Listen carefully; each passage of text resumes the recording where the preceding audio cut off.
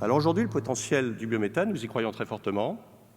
Déjà 1 TWh de biométhane injecté par an. Je rappelle juste, par rapport à ceux qui disent 1 TWh, c'est pas beaucoup, l'injection de biométhane a mis 7 ans pour atteindre le premier TWh. Le photovoltaïque, et le président Carinco rappelait qu'on est parti à 600 € en aide d'incitation, je rappelle, le biométhane est toujours parti en dessous de 100 €. Donc une énergie renouvelable compétitive également dès le premier jour par rapport à d'autres. Le photovoltaïque a mis 11 ans pour atteindre son premier TWh.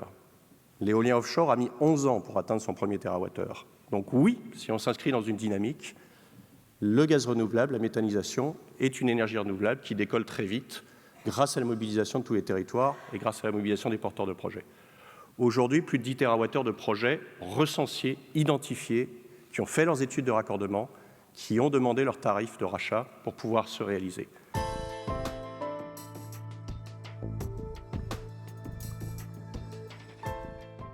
Je crois que la réponse est assez simple. Oui, développer une énergie décarbonée aujourd'hui, ça a un coût important.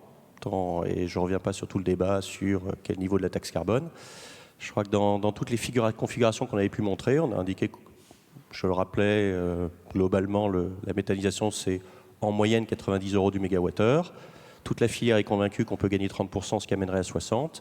Les hypothèses de hausse de la taxe carbone qui existaient il y a encore 18 mois montraient que d'ici quelques années, les deux courbes devaient se croiser.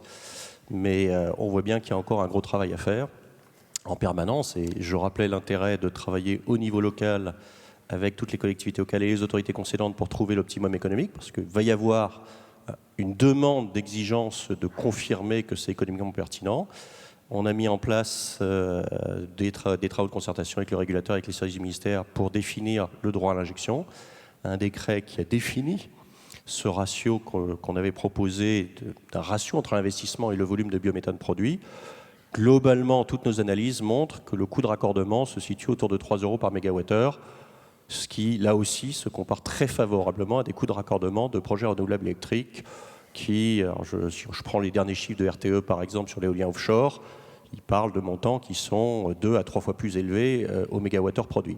Donc il y a un travail de conviction, le président Carinco le rappelait, c'est que non seulement il faut rappeler toutes les externalités positives de la méthanisation, mais même quand on compare, vu de moi, in fine pour l'usage chauffage, on parle bien d'une énergie renouvelable tout à fait compétitive parce que le stockage saisonnier, alors peut-être que d'ici 30 ans on aura trouvé des solutions qui aujourd'hui n'existent pas pour faire du stockage d'électricité en saisonnier.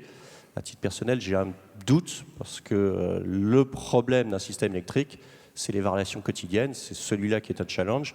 La variation saisonnière, des solutions de stockage chimiques, que ce soit de la molécule de méthane ou d'hydrogène, seront à mon avis dans la durée beaucoup plus compétitives.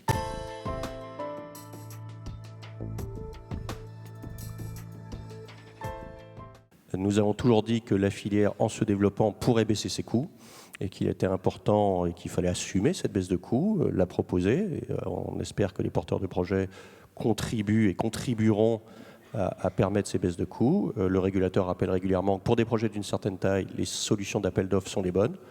Après, nous sommes convaincus que pour des projets agricoles où il faut fédérer plusieurs agriculteurs de taille moyenne, des systèmes d'appel d'offres ne fonctionnent pas et que seul un tarif de rachat qui évite de rajouter un délai d'attente de 6 mois ou 1 an entre 2 appels d'offres permettrait de réussir.